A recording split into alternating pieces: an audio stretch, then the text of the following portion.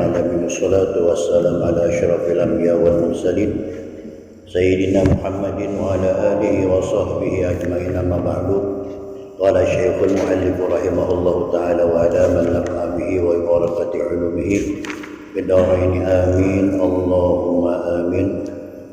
اللهم ألهمنا علما أفقه به أوامرك ونواهيك وارزقني فهما أعلم به كيف أناديك برحمتك يا أرحم الراحمين. اللهم إنا نسألك الفتوح والنور والرسوخ وطولة النصوح وصلاح الجسد والروح. رب اشرح لي صدري ويسر لي أمري واحلل عقدة من لساني يفقهوا قولي. سبحانك لا علم لنا إلا ما علمتنا إنك أنت العليم الحكيم. ولا حول ولا قوة إلا بالله العلي العظيم. Alhamdulillah, kembali puji syukur sama-sama kita panjatkan kehadirat Allah Subhanahu wa taala dengan inayah dan taufik hidayahnya dapat berkumpul kembali dalam rangka menunaikan kewajiban kita mencari dan mengkaji ilmu-Nya Allah. Mudah-mudahan kehadiran kita mendapat ridho Allah Subhanahu wa taala. Mudah-mudahan ilmu yang kita kaji Allah jadikan bagian-bagian ilmu yang bermanfaat. Amin ya rabbal alamin. Bapak-bapak saudara sekalian, melanjuti pengajian kita kemarin salat awabin ya. Salat awabin ada yang 6 rakaat, ada yang 20 rakaat, yang paling sedikit 2 rakaat, namanya hifzul iman, salat hifzul iman. Kemudian saya pengen bahas masalah salat hadiah, kita bab akhir kalau masalahnya ya. Baru kita salat witir bab hadiah dulu, salat hadiah dulu ya. Salat hadiah ini bab yang terakhir.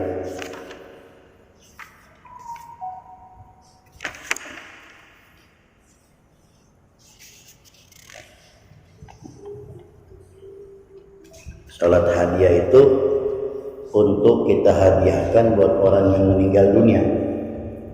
Yang nomor 34 ya, 34. Nanti kita ulangin bab salat yang lain. Jadi ini kalau witir kan salat salat tarawih itu kan setahun sekali. Salat tahajud setiap malam. Nah sekarang salat hadiah yang kadang ada kejadian. Maksudnya orang itu meninggal, baru kita namanya sholat hadiah. Jadi ada tuh, ada orang hadiah dengan tahlil, ada orang hadiah dengan sholat. Ini asbabnya sholat hadiah ini. Kata Rasulullah SAW,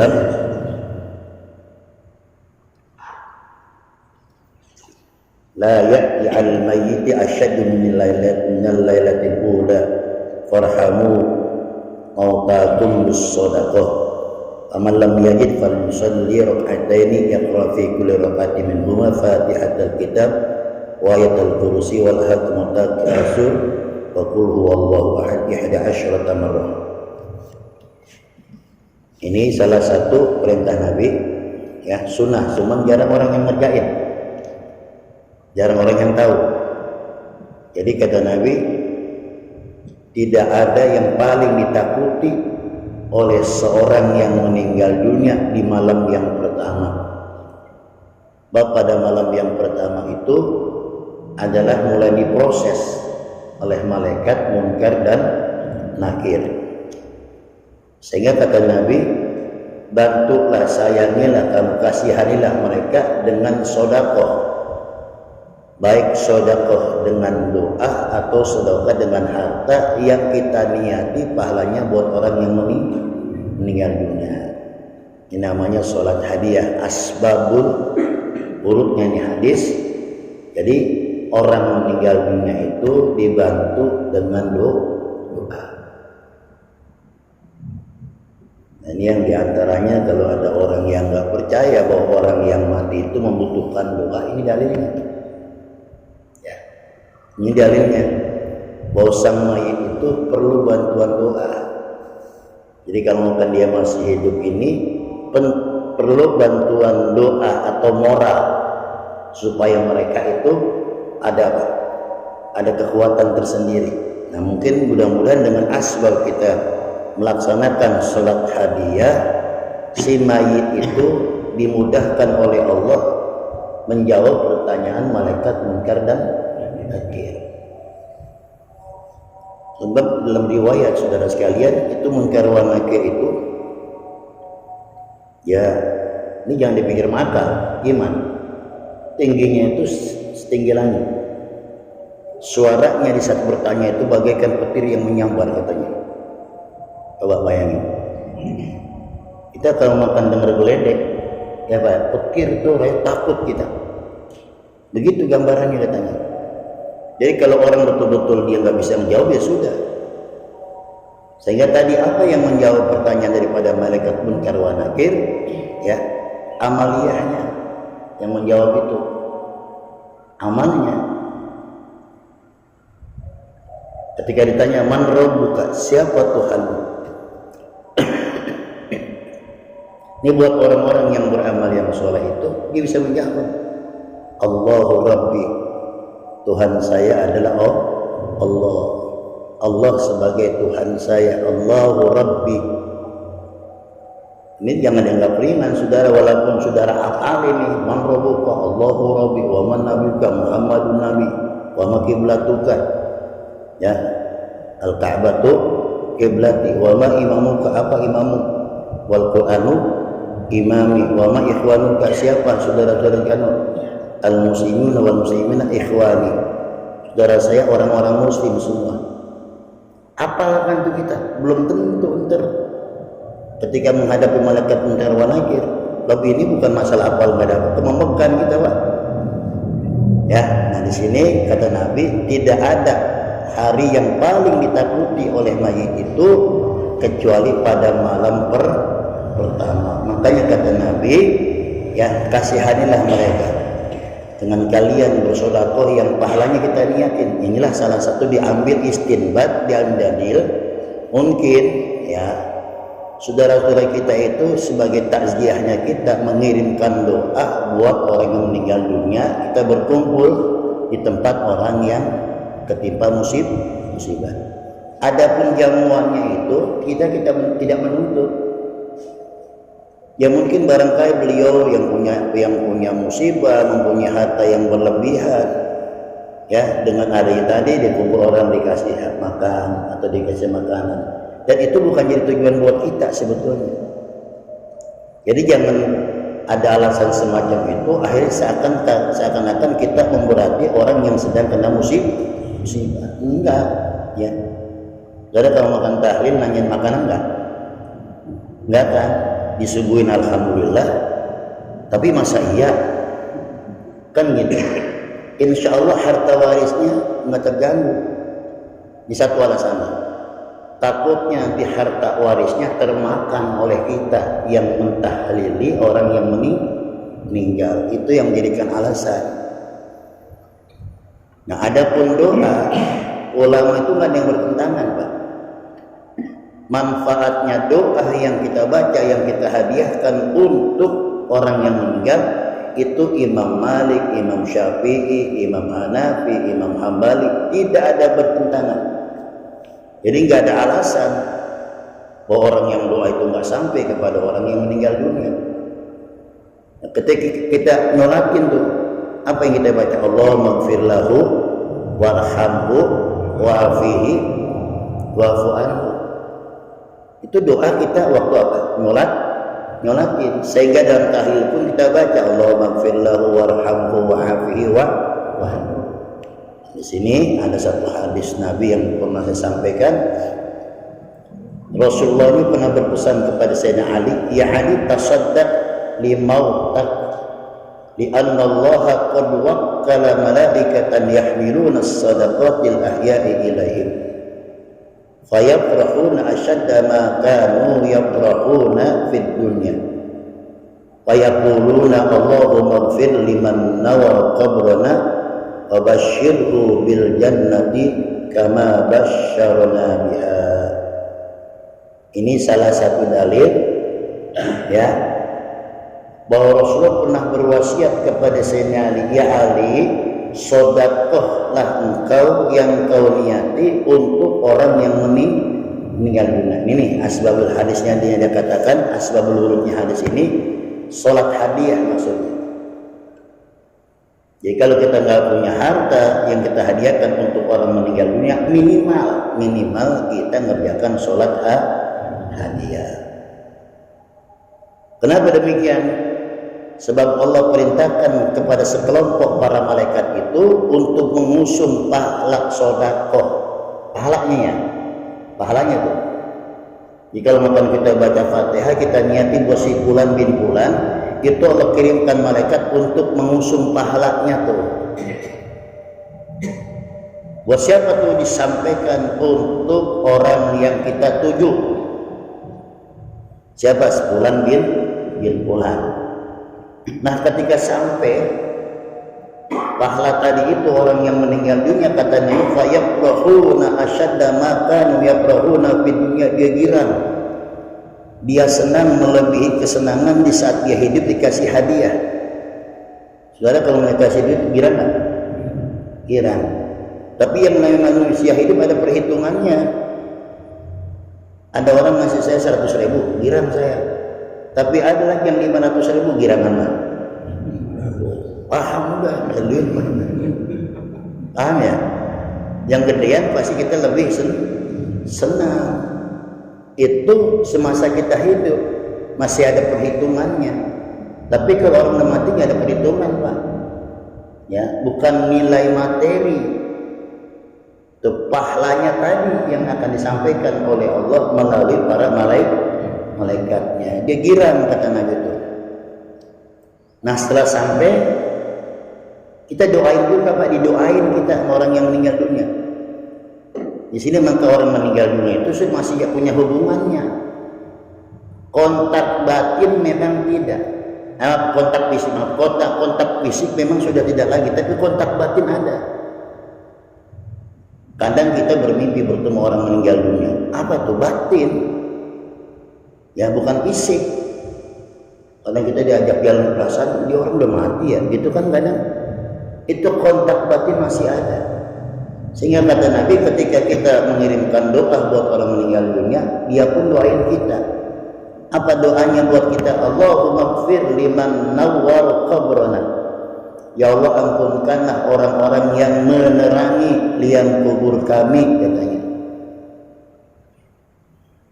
Wa basyirhu bil jannati kama basyarana biha, dan berikan kabar gembira buat mereka yang sengaja malam ini mendoakan kami tentang kenikmatan surga yang saat ini kami sudah rasakan. Namanya rawdah min riyadil jannah. Kan kata Nabi begitu. Al-qabru imma rawdah min riyadil jannah au hufrah min hufarin nar. Kuburan itu terkadang Allah ciptakan jadi taman surga atau jadi taman neraka. Oh, itu kan doa yang nyampe hanya anaknya aja. Ada kan alasan begitu. Anaknya aja, kalau bukan anaknya nggak sampai. Nah, sekarang saya mau tanya, bagaimana tuh orang kalau nggak punya anak mandul? Ayo, siapa yang doain? Mandul. Sini pentingnya kita ngaji, ngertinya bahasa Arab. Ya, jadi awwaladin salihin yadullah. Kan Nabi bilang, idza mata ibnu Adam in qata'a amaluhu illa min thalasin. Kalau orang sudah meninggal dunia, terputuslah amalnya. Maksudnya apa? Sudah tidak lagi berbuat seperti orang hidup, terputus maksudnya. Ya mungkin orang tadi dikubur datang lagi ke masjid, kaburin deh.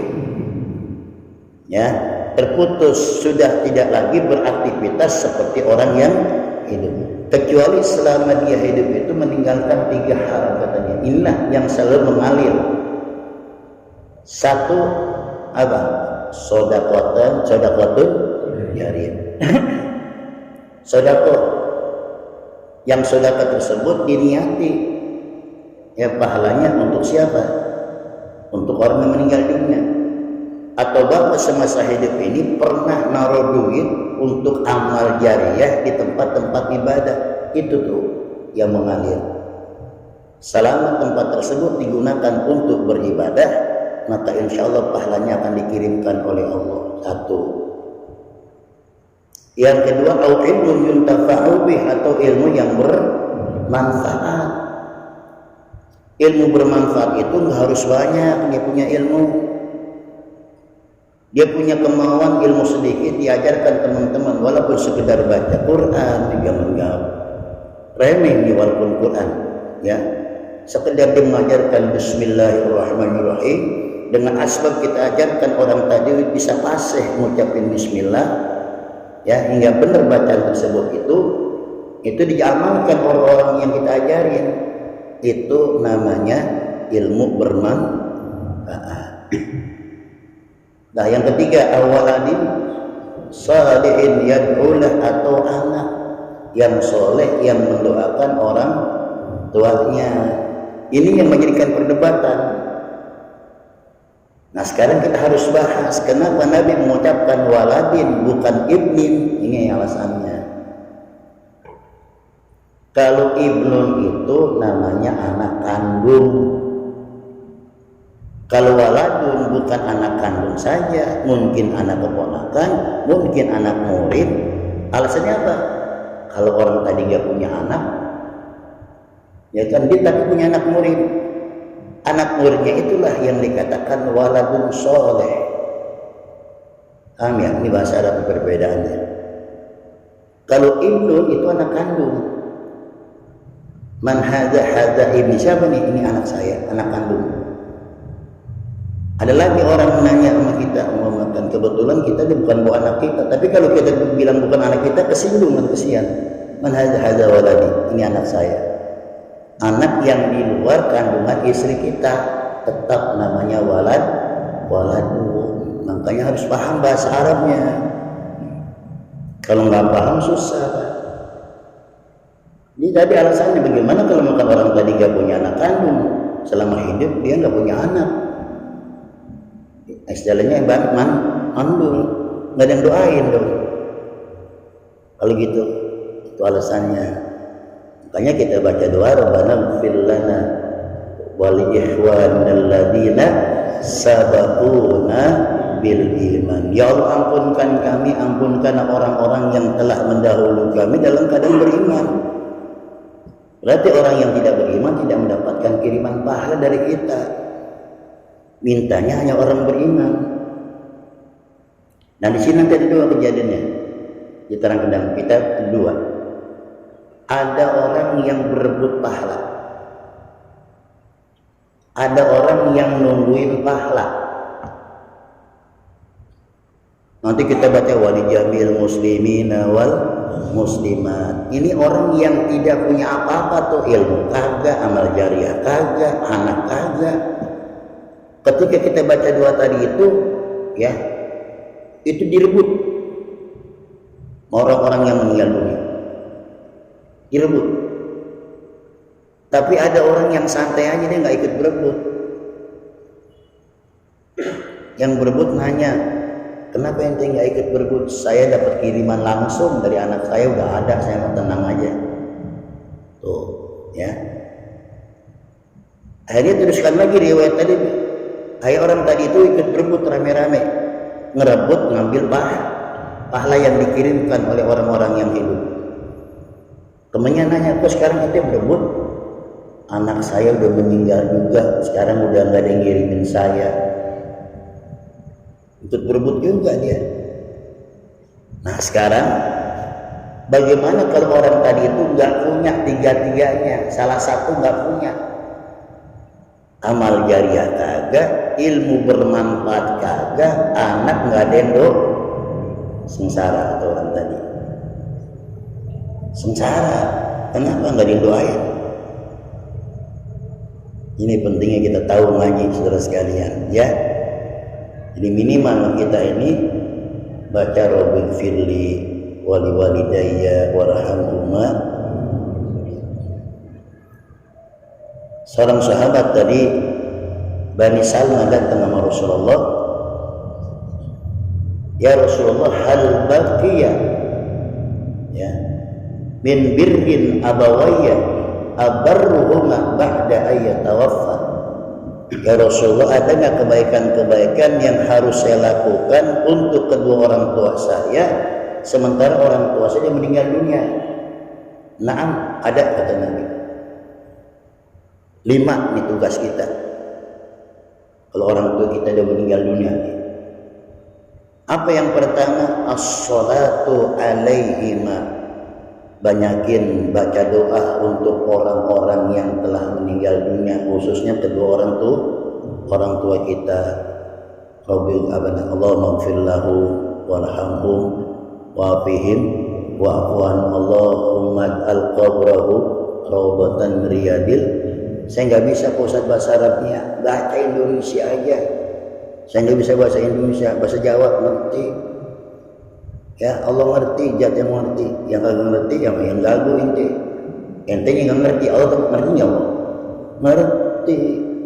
Nah itu diantaranya kemudahan. Ya Allah, ampunkan kami, ampunkanlah kedua orang tua kami, jadikanlah liang kuburnya taman-taman surga. Ini beruntungnya Pak kita kalau punya anak yang tahu masalah agama. Tuh jangan diremehin. Ya, makanya di sini ada namanya sholat hadis. Yang kedua, wastighfaru lahuma. Tugas kita bacain istighfar buat orang tua kita. Rabbi firli wali walidayya warhamhuma kama rabbayani saghira. Baca nggak? Baca nggak? Berapa kali? Berapa kali? 5. Kadang-kadang ingat, kadang-kadang kagak. Medit itu kalau gitu. Jangan pedit orang tua kita didambarin tuh Pak. Ya, baca yang banyak. Rabbi firli wali walidayya warhamhuma kama rabbayani saghira. Ya, saya tahadus bi ni'matillah Pak. Kalau saya masih ingat, saya baca tuh minimal 100 kali saya baca. Rabbi firli wali walidayya warhamhuma kama rabbayani saghira. Rabbi firli. Kenapa? Saya ingin mendapatkan barokah dengan asbab saya doain orang tua saya. Musa neko hidup mah, itu aja tuh kerjain. Ya. Itu yang kedua. Yang ketiga, wa infadu ahdihima. Tunaikan janji orang tua kita yang belum dilaksanakan semasa hidup. Ente umpama tahu nih orang tua ente atau orang tua kita ngomong begini, gua kalau punya duit nih, tuh kalau tanah gua yang di pojokan laku, gua pengen nyumbang tuh, gua wakaf buat madrasah, buat pesantren, buat apa? Buat mas. Ente tahu nih, kita tahu, ya. Orang tua kita meninggal dunia belum terlaksana tuh ucapannya.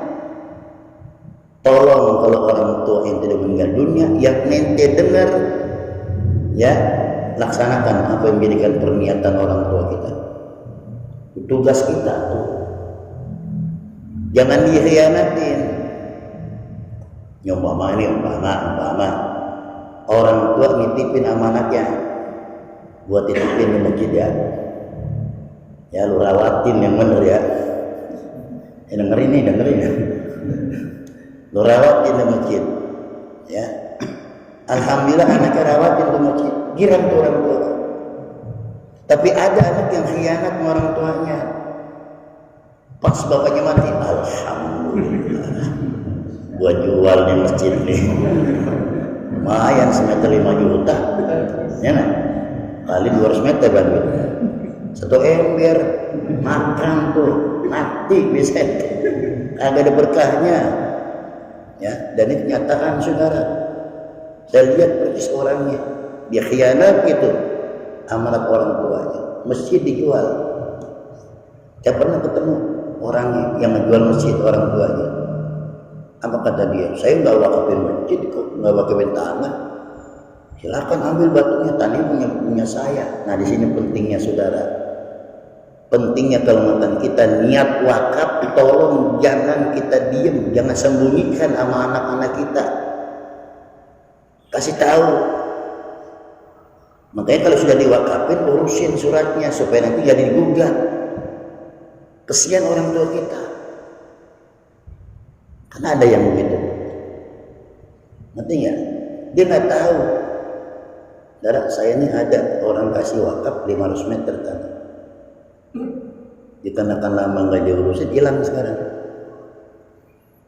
Hilang, saya nggak sebutin di mana daerahnya, nggak enak politik ya. Terus, ya saya nggak tahu, terserah dia. Itu diantaranya wa infadu ahdihima, apa tunaikan janji kedua orang tua kita. Yang keempat, wasilaturrahim alladzi la tusalu illa bihima, menyambung silaturahim yang tidak pernah terlaksana kecuali dengan asbab orang tua kita. Dulu orang tua kita sering silaturahim nih ke teman-temannya. Orang tua kita meninggal dunia, sambung terus silaturahim sama teman-teman orang tua kita. Jangan nggak disambung. Makanya saya kadang ngajar nih Pak di kampung orang nih. Dia nanya sama saya, ente dari mana? Ustaz, saya dari Cisalak. Saya balik nanya, ada yang kenal nggak Pak Cisalak? Kadang mereka kenal sama orang tua saya. Nah sekarang sambung silaturahim sama saya. Tapi ini termasuk perbuatan anak yang soleh. Kalau anak yang durhaka nggak mungkin Pak mikirin. Makanya sia-sia kalau kita ini tidak memanfaatkan ya ucapan Nabi tadi sebagai apa, sunnah Nabi. Jalanin tuh wasiatnya, bukan wasiat, silaturahim kepada teman-teman orang tua kita. Itu mengalir Pak. Ini yang dikatakan sebagian tanda perbuatan anak yang soleh. Ya, itu termasuk sebagian tanda anak-anak yang soleh itu menyambung ya teman-teman orang tua. Yang kelima, wa ikramu shodiqihima, hormatin, muliain teman orang tua kita. Bab dia sebagai pengganti orang tua kita secara apa? Sudah persaudaraan muslim. Jadi jangan kita jangan sampai kita mengecewakan, kita nggak hormatin tuh orang tua kita. Asbab perbuatan kita, contoh umpama teman orang tua kita main ke rumah kita. Ya kalau saudara punya duit, hadiah, kasih hadiah. Atau minimal senengin dia. Ya, kasih minum, kalau ada kasih makan. Kalau ada lagi pulang dikepelin. Ya begini bukan, udah duit. Nah diamplopin, doain saya. Wow, enak tuh kalau begitu. Itu diketahui oleh orang tua kita. Dan ini tugas kita ya selaku anaknya orang yang telah meninggal dunia. Jadi bakti sama orang tua itu bukan semasa hidup saja. Ini saya terangin dulu ya, ini masalah-masalah perjalanan yang akan nanti berujung pangkal dengan sholat hadiah. Saya belum terangin sholat hadiah. Jadi saudara tahu nih apa fungsinya sholat hadiah. Ya. Dan kalau bisa jangan sekali kerjain. Saya tahan di Sumatila Pak. Setiap malam Jumat minimal sekali saya kerjain. Minimal atau hari Jumat kalau nggak keburu malamnya. Tadi ya saya pengen dikelompokkan oleh Allah anak yang soleh. Pengen. Kenapa? Berlogika kita. Kalau anak yang soleh telah dijanjikan oleh Allah surga. Kalau surga aja yang mahal dijanjiin, apalagi urusan dunia kecil bakal dimudahkan oleh Allah.